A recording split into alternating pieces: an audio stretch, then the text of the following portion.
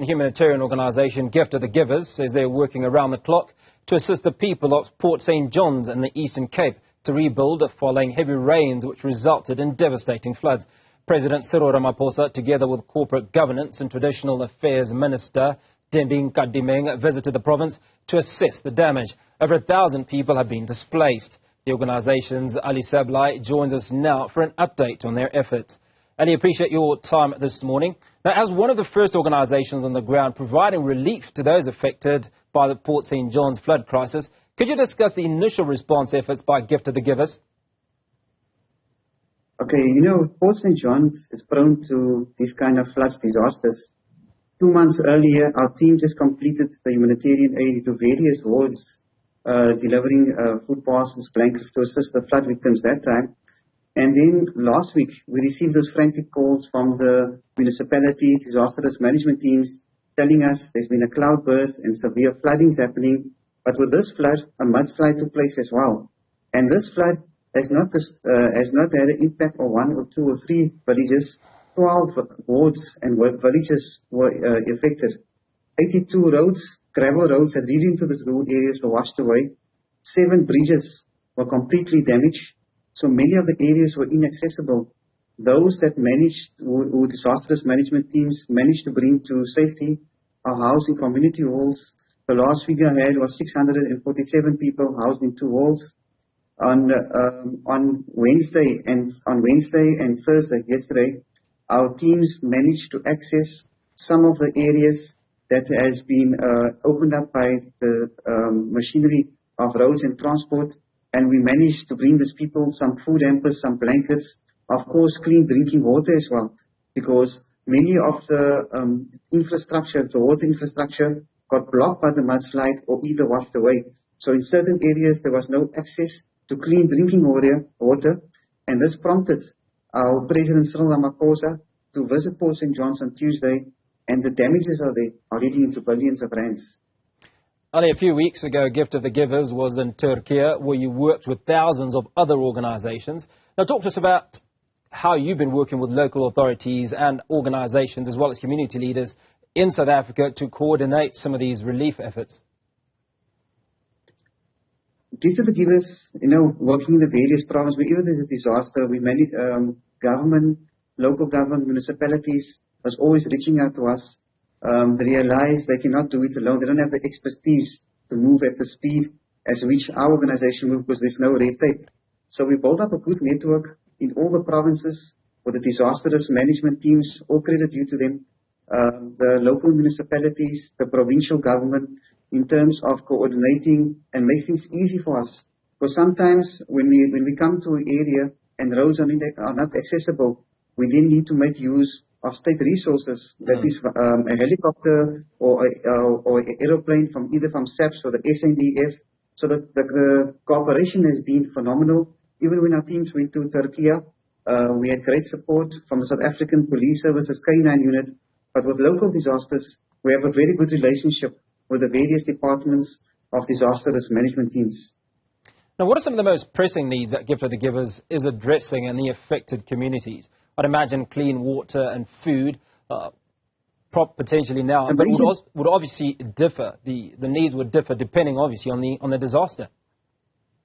Our teams who gain access to these villages, they said people's houses have been flattened, damaged. So the urgent need is close to 2,000 people, 2,000 to 3,000 people that has been affected. That is what we know of. That is what we know of. So the urgent need would be providing building material to them. Clean linen, blankets, bottled water, food, because some of these people on social grants, some of the IDs and grant documents got washed away also as well. So that will be the urgent needs at the moment. All credit due to the National Department of Human Settlements, who are on the ground and have given the President the ultimatum. They will relocate to these people to a place of safety. So we hope that process can follow. But the urgent need at the moment is building material, clean drinking water, toiletries. Our teams will be assisting those learners. School holiday started today, but going into the new term, they would require new school uniform and stationery. Ali, I'd imagine that Gift of the Givers does not have bottomless pits, but the amount of work that bottomless pits of resources, but the amount of work that you've been doing is absolutely incredible. Just how much capacity does a Gift of the Givers have? Because I think the minute there's a disaster anywhere in South Africa, never mind Turkey and Syria, a call comes through to Gift of the Givers for some assistance. Look, we've been doing this for 30 years, and over the years, each of our staff knows what to do exactly if a fire occurs, if a flood occurs. Just on Monday, our teams responded to a huge fire in Umzama-Yetu in Houtbay. The minute the fire happened, again, community members, sometimes before they even phone the fire brigade, they inform our teams, telling us there's a fire happening. Our teams were busy with that disaster. We were busy with Port St. John's. We are busy with the drought in the Northern Cape. We are busy with the drought in Quebeja. So our capacity, we are built for this. Disaster relief is our core focus. So we can respond to a disaster at any place, any time. And a clear example was the UCT fires. When the fire occurred, within 2 hours, we could feed 4,000 students. And days on, we managed to provide them 12,000 meals on a daily basis. So in terms of capacity, we are capable of handling any disaster because that's what we've been doing for the last 30 years. Well, that's incredible to hear. But how can individuals and communities in other parts of South Africa and around the world, obviously, support Gift of the Givers relief efforts for the Port St. John's flood crisis? Okay, all the details are on our social media pages. They're most welcome to visit any of our social media pages, our website. Our toll-free number is 0800 786 911. And we'd like to thank all the South Africans that has contributed so far, and especially to corporate South Africa, who has come on board in many of these disasters in giving us the opportunity to rolling out a huge number of aid to the affected victims wherever they were. Ali, we must talk about the steps that are needed to be taken to ensure that affected communities are able to rebuild and recover after the floods. Now, with the perpetual floods that we've been having, we've taken a look at KZN, 2 floods on the trot. How would you respond to that question? You know, the main thing is in some of these municipalities, I'll give you an example, in the Northern Cape and certain parts of Eastern Cape, in Kumani and in some of the infrastructure is of age. And the population is increasing and there's blockage of drains. So simple solutions of clean drainage systems, educating communities, not building along the flood lines, which is very important.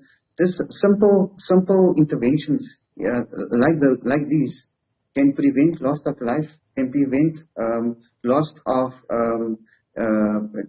infrastructure getting damaged. Because with this, if the infrastructure had to be, example, maintained of certain parts of Port St. John's, the damage would have not been so huge. But because the drain capacity could not handle the volumes of water, or there was some kind of litter or blockage in the system, it just caused floods to happen in certain areas. So there is, as we've seen in KZN and in the Northern Cape, I just seen yesterday also they're putting in new pipelines into the Northern Cape as well to deal with this huge floods of water capacity coming through, because not too long ago, as soon as there's heavy rains in Uppington and in Kennard, those people are cut off from days of having access to food, having access to go into any form of communication. So steps need to be taken, and steps are in, and it's a positive sign to see government is heading to the call of the communities to do something about it. And we see in this way, we can avoid these major kind of disasters. Final question, Ali, before we let you go, is one really about you and your staff. You're continually exposed to these disasters, and with it, obviously, is death and suffering. How do you and your staff deal with it emotionally? Because I can imagine it must take a heavy toll on you. We are, when we started, when you wear this Gift of the Givers T-shirt, and when we were addressed by our chairman and founder, Dr. Imtiaz Suleiman, the first thing he tells you is try to emotional distance, because otherwise it can have a major effect on you. But of course, we're all human beings. Gift of the Givers teams have a set of counselors where any of our teams has 24-hour access. But sometimes situations we see, it's not normal situations. It's something that if an ordinary person have to do, they would have to do counseling. Sometimes we always make a joke. If the counselors hear the stories we have to tell, they would have to go for counseling. But we have a set of counselors part of our team 24 hours where any of our team members have access to if they feel traumatized or if they cannot handle the situation. Ali Sablay, I appreciate your time this morning. And he's Gift of the Givers project manager speaking to us about the work being done in Port St. John's, and certainly the amazing work that Gift of the Givers has been doing in South Africa and across the world.